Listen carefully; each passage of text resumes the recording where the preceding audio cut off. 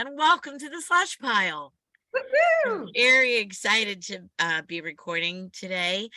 Listeners, you won't even know, although you might have felt a little bit of a pause for a while. We haven't recorded in quite a while, so we're really excited to be together today. So the Painted Bright Quarterly submits Slush Pile came out of our desire to share with you the editorial process. We like the idea of a transparency in your ability to see that we hand curate every single poem like the fanciest barista you've ever seen. So where I keep saying we. So I am Kathleen Volk Miller, and we're recording on Zoom, so we're all in different places, and I am in Collingswood, New Jersey, just outside of Philadelphia. And I am so happy to say hello to Marion Wrenn.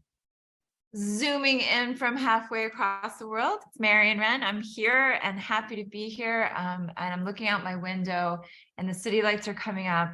And I can see that some of the buildings are ready to celebrate National Day here in the UAE. So lots of green and red and white and black. It's gorgeous. So, and I am happy to say, Samantha, hello, friend. Where are you? Hi, I am zooming in from Baltimore.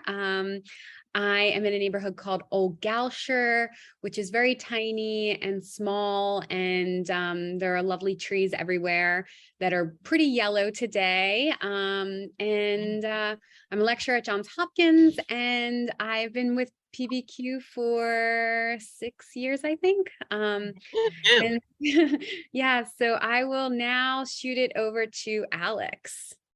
Hello, everybody. I'm Alex. I'm in on Long Island.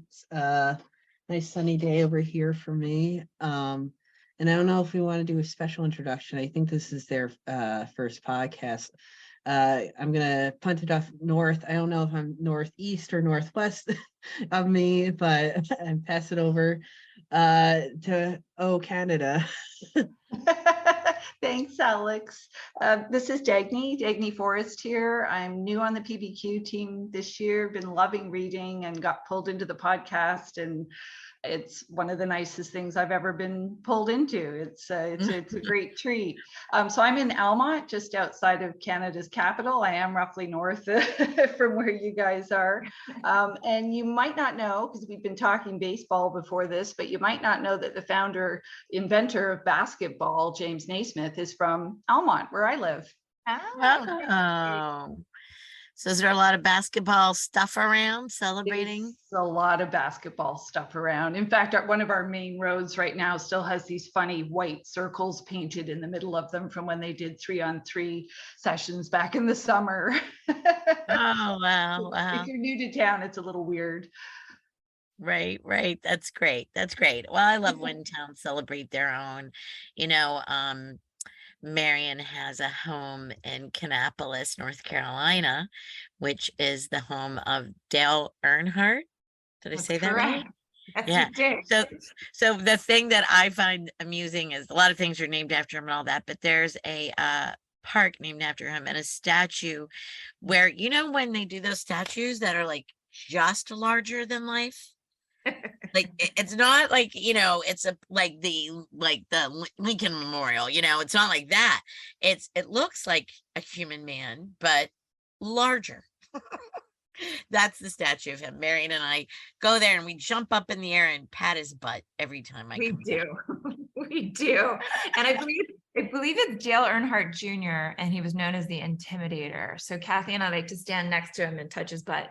We're probably offending all kinds of NASCAR fans as we say this. We say you're not intimidating us, Dale. I love it. Yeah. So we would love to chat with each other and just have you poor listeners hang in there, but let's not do that. Let's get to what we're here for. We are so lucky to be able to discuss today the work of Nick Visconti. We have 2 poems by him, and I think that I'm gonna voluntold Dagne as her initiation ritual is gonna be that she's got to read the first poem. What do you think? Right? Well, that's PBQ style, Philly style. Yeah, There's right a real on. tough hazing at a PBQ here. Yeah, this is how he hates. I love this poem, so I'm happy to read it. I was kind of All hoping I right. might get the chance, so thanks for throwing me into it. All right. All right, it's called Burial.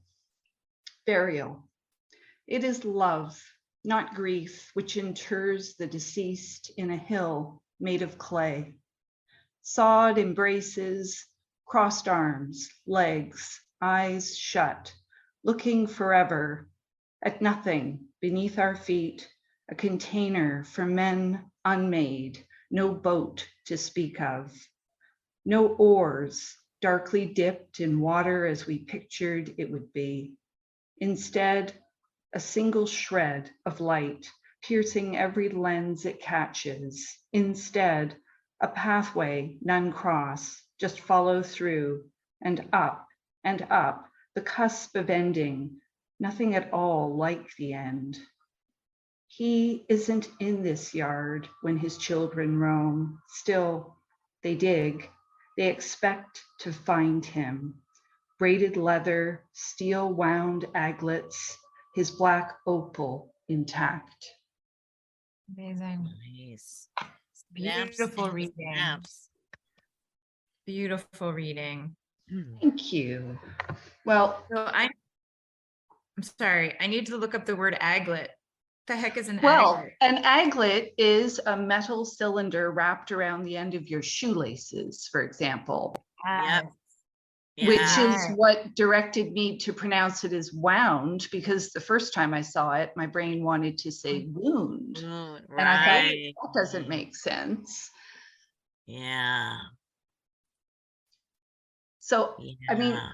I love that because we have the reference to the river Styx early on in the poem. And then with the braided leather and the steel wound aglets and the black opal, I mean, it speaks to me of grave goods. Sure. Yeah. I mean, it says a lot of things to me, but that's one thing that it brings to mind.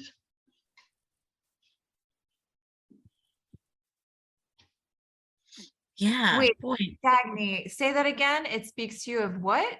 Of grave goods, right? So, you know, the ancient Greeks, they would, and other cultures, right, who would put special items into the grave with the lost person, right, with the dead.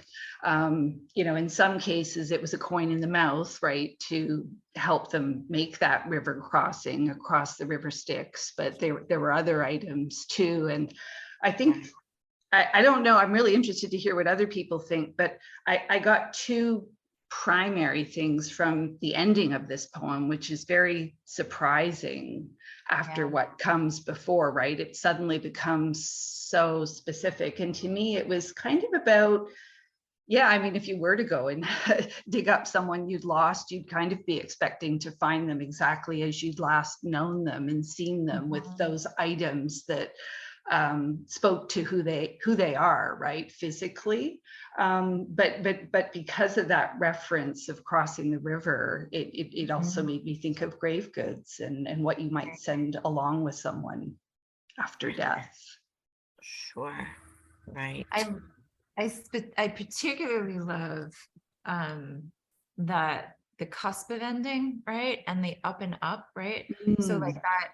It's almost like smoke rising the way the poem works. A pathway none crossed, just follow through and up, the cusp of ending. Nothing at all like the end. Like that, and the beauty of those lines, the way they sit on the page, really is just so moving, really moving. I agree. I had like a physical response to that. I agree. Yeah. It makes me think of like the medieval way of burial into the sea, and then you shoot the arrow and it goes up, and kind of that contrast between putting the dead in the ground or rising, and how those lines up and they dig are separate. Right. It's a beautifully structured poem, I think, too.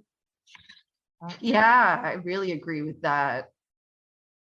Yeah.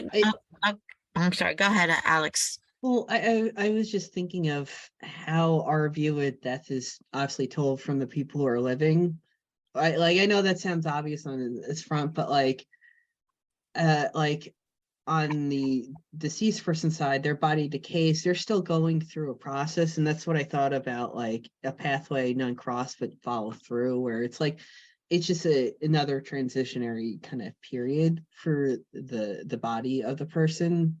Like, and but meanwhile, it's a departure for us. Like the cognitive functions have ceased and the person we know is gone. So I think it's kind of like the poem is having those two ideas like cross paths with each other, like the alive dead binary versus body kind of entering the earth and becoming part of the earth in its own need, the way nature works. Yeah, taking on a different form of existence almost, Alex. Yeah, that's true. Guys, I feel like you're understanding something a little bit better than I am. So the name of it is Burial, and we have all the water sticks references, right? And then, you know, as Dagne did from the beginning, I got that those parts of him are what would still be left: the leather, the steel aglets, and the black opal, right? If you did unbury him, that's the part you'd find.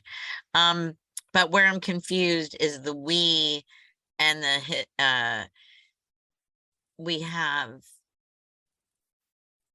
a container from sorry, as we pictured it would be, but then we have his children, Right.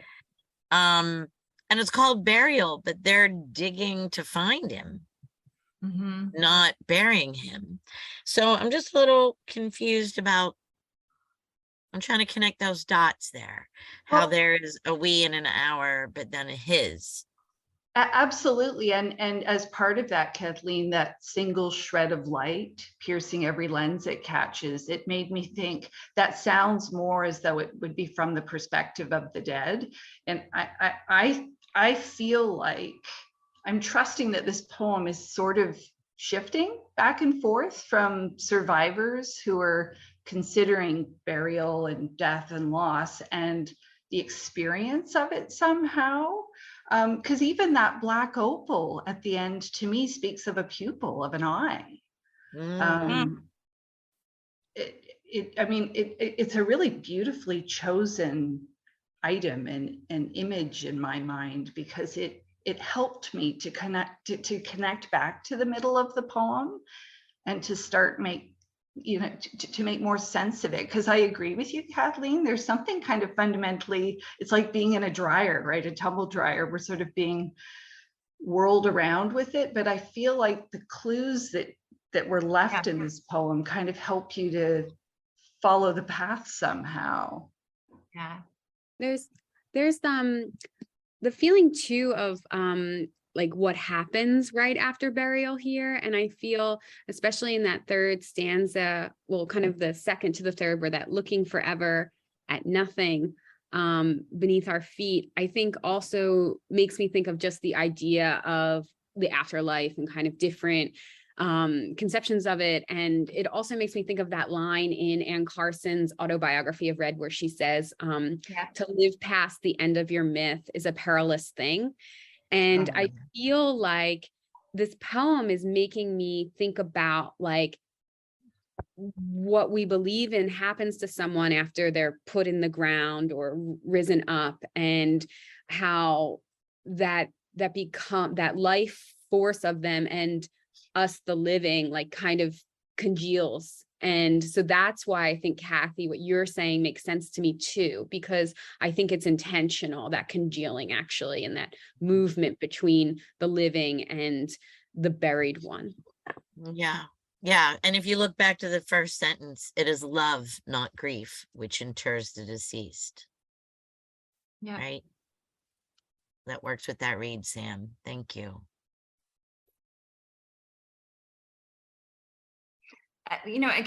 This conversation is so helpful because there's something about the energy of this poem that just like is transporting me, right? Like from the beginning to the end, right? But but Kathy's like well noted, there's a break, right? At excuse me, the last two, I guess, well, three, right? The way they dig is set off. He isn't in this yard when his children roam. Still they dig, they expect to find him. That section of the poem really signals a turn, right, from the stuff that's come before. And it's, as Dagne suggests, it's almost like the first part, and Sam's pointed out too, it's almost like sort of like theorizing, right? Like, you know, hypothesizing about what it is that drives the impulse to bury, right?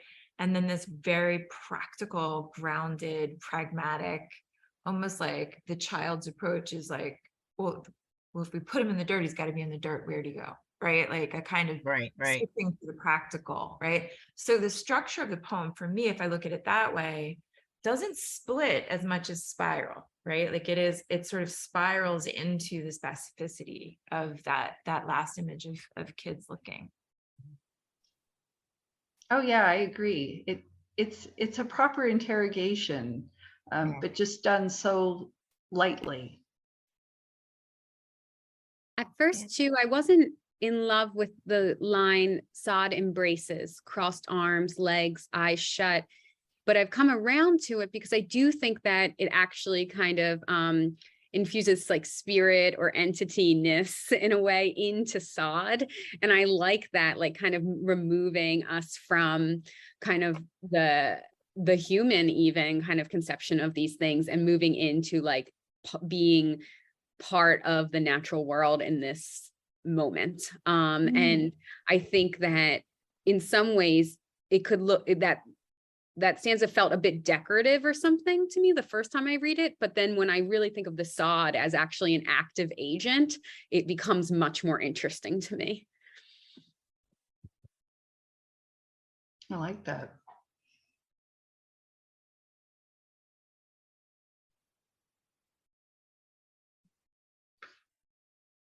You want to hear it again? Let's hear it again.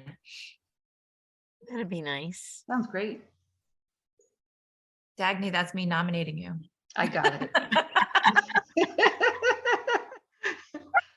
Burial. It is love, not grief, which inters the deceased in a hill made of clay. Sod embraces, crossed arms, legs, eyes shut, looking forever at nothing beneath our feet, a container for men unmade, no boat to speak of, no oars darkly dipped in water as we pictured it would be. Instead, a single shred of light piercing every lens it catches. Instead, a pathway none cross, just follow through and up, the cusp of ending, nothing at all like the end. He isn't in this yard when his children roam. Still, they dig. They expect to find him. Braided leather, steel wound aglets, his black opal intact. Love it more every time. I guess we know how just- you're going. I'm sorry, I'm not being very subtle. Thanks for the dramatic tension, Dagne. Does the eye decompose slower? I don't know. Is it one of the last things to go? The what? The eye. Ew. No, they're I'm not soft thinking and about mushy. that. Yeah, They so they got last a while. I think they go fast. They're mushy. Okay. They're Okay. wet. They're mushy. They're going to deteriorate quick. Sorry, Great question. And it was just Halloween, so. I know. Well, we're also recording this on the second Day of the Dead, so. Yeah. True. All right, you're giving me the shkabats. Oh yeah. All right, I think on that note, we need to vote. Okay, here we Sounds go. good. 1, 2, 3, vote.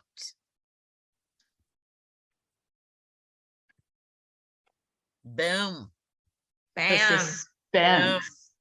Yeah, we when it's unanimous, we do tell. Unanimous. Listeners and Nick, thank you so much, Nick Visconti. You know, I know I'm a girl boss, but we didn't have the pleasure of Sam for so very long that I would True. like to have told her to be the reader of the second poem that we have today. I accept this honor. Thank you, Kathy. Okay. Unmake these things. The sand before me like water, fluid and holy. Under the cratered crown, nearly half awake, circling. As I draw the one way I know, stick figures in a backdrop scenery, thick-headed and content, wheeling, palms of birds, wide sloping M's, grouped in permanent murmur. I don't bother with the sun's face, bare in the upper left corner of the page. I've made a habit out of hoarding ornaments, given them their own orbit like the russet ichor dashed with cinnamon. I choke down every morning and afternoon. The city's puncture-prone underbite nips the sky, consuming the bodies above, thunderheads, billboards, notched, alive in the glow of that always diurnal square. There's been talk lately of irreversible chemistry, an acceptable stand-in for cure among believers and experts in and on the subject of Zoloft-sponsored serotonin. At first, weaning is possible. Do not bother with a second.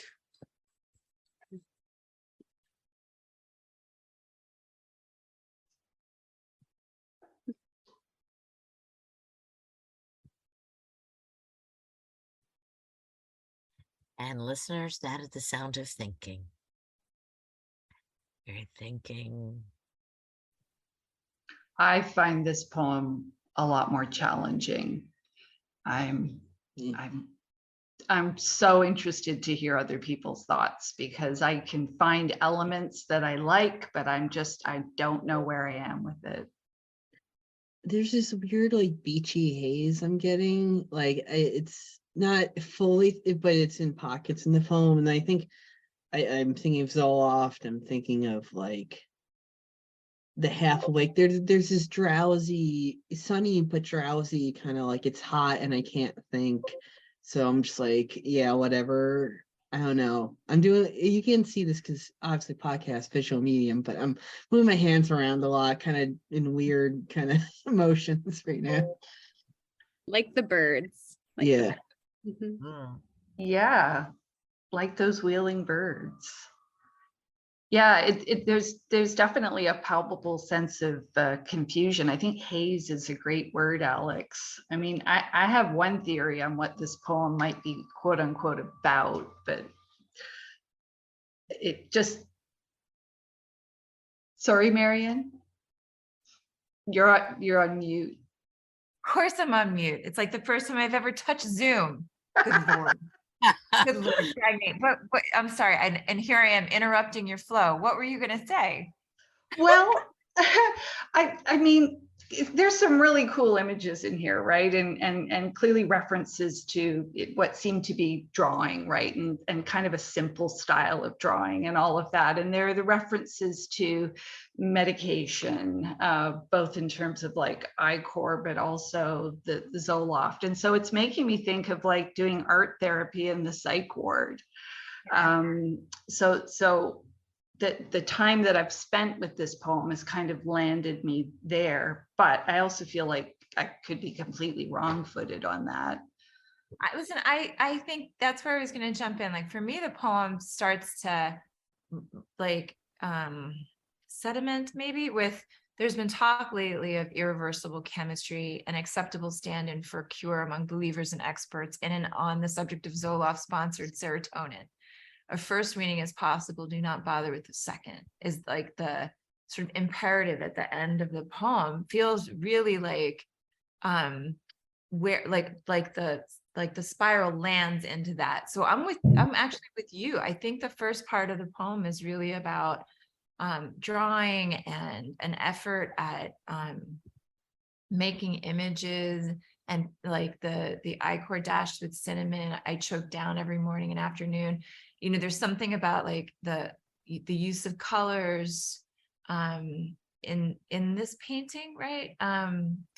or this active painting, and then there's like this sort of drifting gesture, like Alex said, right? This sort of haziness.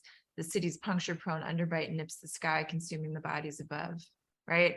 Like it's almost as if the speaker of the poem is going from this like gesture of painting or looking at these paintings, looking up at the city, and then sort of sitting back into like, you know, a contemplation of better living through chemistry.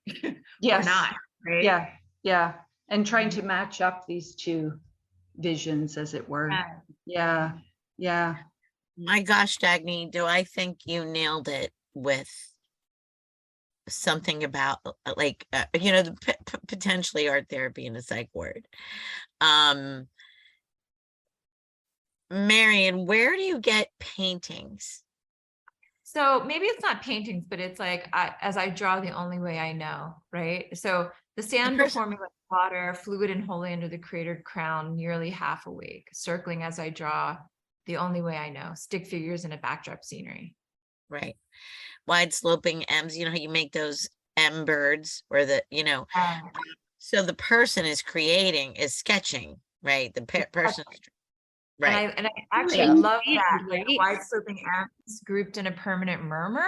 Yes. Oh, it's a brilliant image. Yes. Oh, great. Yeah.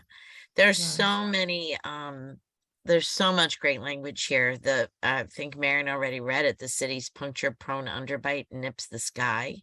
I know. Gosh. Mm-hmm. No, but even that always journal square, I don't know how to pronounce it, but that means that's every day, right? Diurnal, yeah, exactly. It's always day. It's perpetual daytime, which you would see in parts of a city. Mm-hmm. So that constantness, like Marion's, and then the Zoloft haze, right? From the repetition of the mundanity of every day, Mm-hmm. permanent murmur. What is a habit of hoarding ornaments? Yeah, I've made a habit of hoarding ornaments, given them their own orbits, like the russet ichor dashed with cinnamon I choked down. So I have such trouble parsing that line, but it's sort of like I don't know, it's sort of like he's integrating two images at once, like the speaker's integrating these two images, like Hoarding ornaments. What a word, ornament. Yeah. Hoarding ornaments sounds great too. Or their own like, orbit. If it is someone who's, I don't know, like if we're in an artist studio or if we're in the psych ward in an art therapy class, I'm not sure which, right? It's sort of like this, I've been collecting these ornaments and they remind me of this thing that I choke down every morning, right? Like the medicine. It's like a gesture of comparison or integration, of resonance, you know what I mean? Which is exactly, I think, what's happening in that first stanza. The sand before me like water, fluid and holy under the cratered crown, nearly half awake, circling as I draw the, right? Like as the one way I know, right? So there's like this sort of loopy gesture of description, and then it lands in the second stanza with the act of drawing. But I'm not 100% sure that's what's happening. Mm-hmm. Well, I'm really intrigued by the use of that word ichor, because my understanding is that it is blood of the gods that humans become sick from if they take it. And I'm wondering if like we're meant to believe through kind of a few separations of guesstimation if this is scientists as gods who are trying to help him. And then my other question is, or where I still get thrown, though I like it, is I think in the beginning, I'm picturing this person like in a natural environment on the beach playing with sand, and then after kind of, I think Dagne's astute like explanation of perhaps this could be like in some kind of facility and they're doing actual sand art or something. I don't really visualize. I in emotion I feel that, but in the visuals I don't see that. I'd absolutely agree with that, Sam. And that's why I was so tentative about saying this is where I've landed, but I'm not actually sure that's where I've properly been led, that I can, that I can trust the signs, as it were.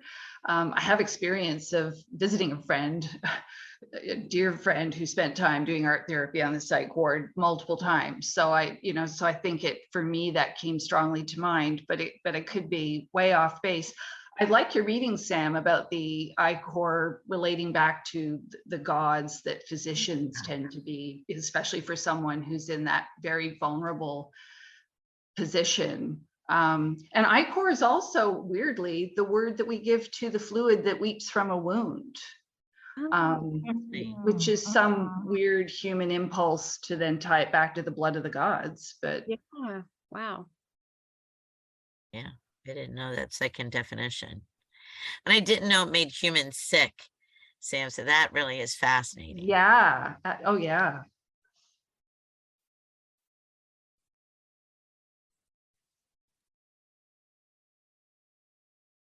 Yeah, the first poem I felt so, even though it had its own mystery to it, and I think it can be read in different ways, I still felt this kind of guiding hand through the poem, which I don't feel here. Here I kind of feel I'm in free fall, trying to grab at things to be sure. I mean, and maybe we don't need to be sure, right? But I'm a lot less certain.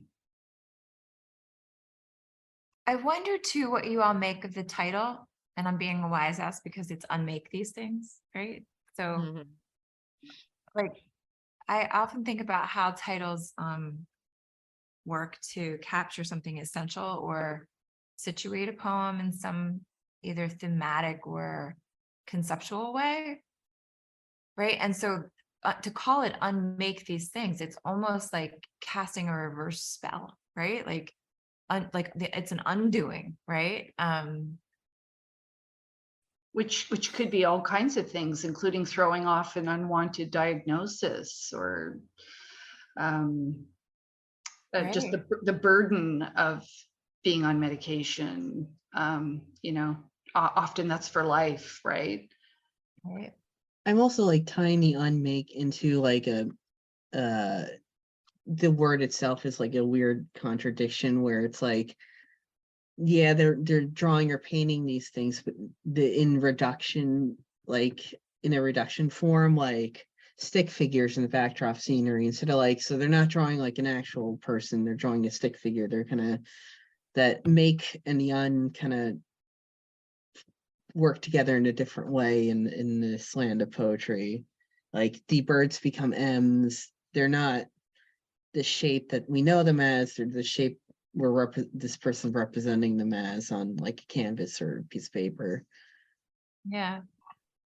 But I think that ties in with Dagny's reading of the end too. It's like unmake these things, like a diagnosis. So there it is, right? Yeah. There's been talk lately of irreversible chemistry, not chemistry as in Zoloft, but chemistry in the body, right? That's irreversible.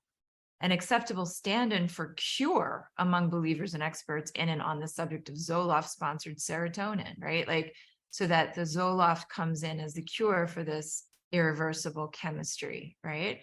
A first meaning it is possible, do not bother with the second.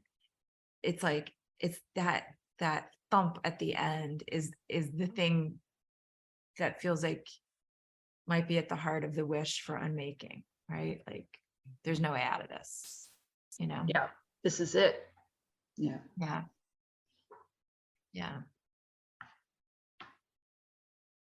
Serotonin, is responsible for so many things. It's mood, thinking, memory, cognition. It's so many things. Zoloft sponsored serotonin. I like that a lot. It was a surprise with all these other words to get a brand in there. Right. Yeah. That was a little bit almost like, ooh, like disconcerting. But I think it works with its intention. it works with its intention. I think it does what it's supposed to do. Powerful. Yeah.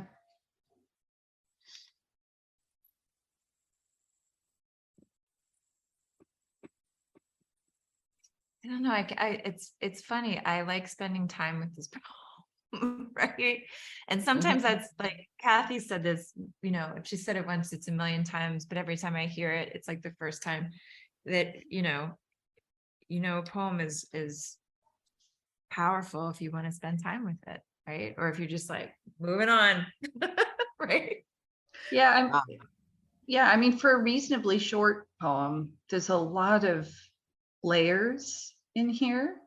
It almost feels like a puzzle, but that you can get somewhere with the puzzle. You're not going to complete it, but but it's satisfying to try. Yeah,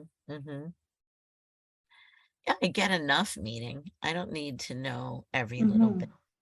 And I get just so many incredible moments where the language will linger. If the meaning doesn't, the language will.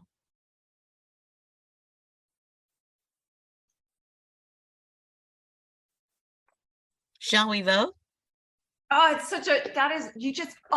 if that is not at the heart of this, right? Like language that lingers and meaning, like the need for meaning, right? And that it's a poem, right? And that poems work in those like in and across those dimensions, right? It's not a thesis-driven, fact-ridden essay, right?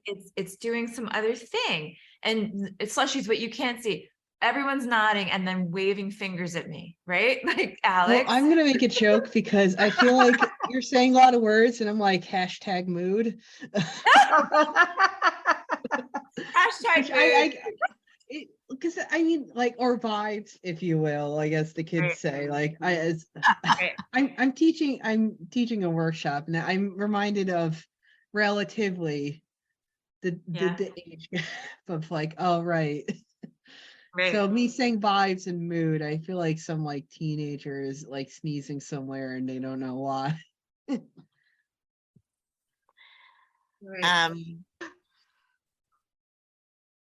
I want to vote. Okay, let's do it. I can't look. Yeah. Can't. All right, ready? All right. 1, 2, 3, vote. Oh, so interesting. And it's in. Oh, wow. It is in. Slushies, you couldn't see, but I pulled my shirt over my head. I didn't want to see it. You won't ever look. Yep, I don't like looking. I don't like looking when we vote. That's amazing. That's wonderful. Lucky us. Thank you, Nick Visconti. Lucky us. Thank you so much, Nick Visconti, for allowing us to have this conversation today and for sending your poems to us in the first place. Greatly appreciated. And now Marion and I can tell the story of our murmuration experience. Yes. Oh my God. Please do tell that story. Well, you're going to jump in. I'm going to take the beginning because you would never say it this way. So Marion and I went to a writer's retreat in upstate New York. And this was the January before COVID befell us, right? Yeah. And speaking of befallen, Marion, we were in a huge, gorgeous old house with a group of lovely people. And I am here to stand, as witness that Marion drank 1 glass of wine with a very large meal. And then folks in the other room were calling out that they had finally got a fire built. And she went gambling into the sunken living room and fell and broke both her legs. Pretty much. That's actually pretty much true. So I had befallen and could not get up. True story. She had to spend the majority of the rest of the retreat weekend in a bed being brought things after. And in retrospect, listening to the pandemic spread, right? Like I was laying there listening to the news and working and writing, and all my lovely friends were being lovely and bringing me things upstairs. But this is true. It was the first time I had a break in almost 20 years of teaching, and the first thing I did was break my leg. Then I got in a car with a broken left foot and a sprained right foot, and drove 8 hours, Kath, right? Yeah. To- So then we to had back to to drive Pennsylvania. back down to it was her mother-in-law's car, and she had to drop it back off in her mother-in-law's area. But so we're driving, and we're both kind of looking up in the sky and saying, what could this be? Now, Mary and I also had the privilege of being in Austin and watching the bats fly out from under the bridge, that famous thing that happens in Austin. And we're just staring at this black line in the sky that we could not see the end of in either direction. And it was like, because everything was feeling very much, what is happening? We didn't know whether to be afraid or filled with joy. Right, Mary? Bounce it right to you. And now? So we pulled over to the side of the road. we're looking through the sunroof in the car, and it's the annual migration of geese in and near Lebanon, Pennsylvania. And it's really a beautiful sight to see. Like, bird watchers come out to see it. And Kathy and I just stumbled on it. Yeah, and it really, we were.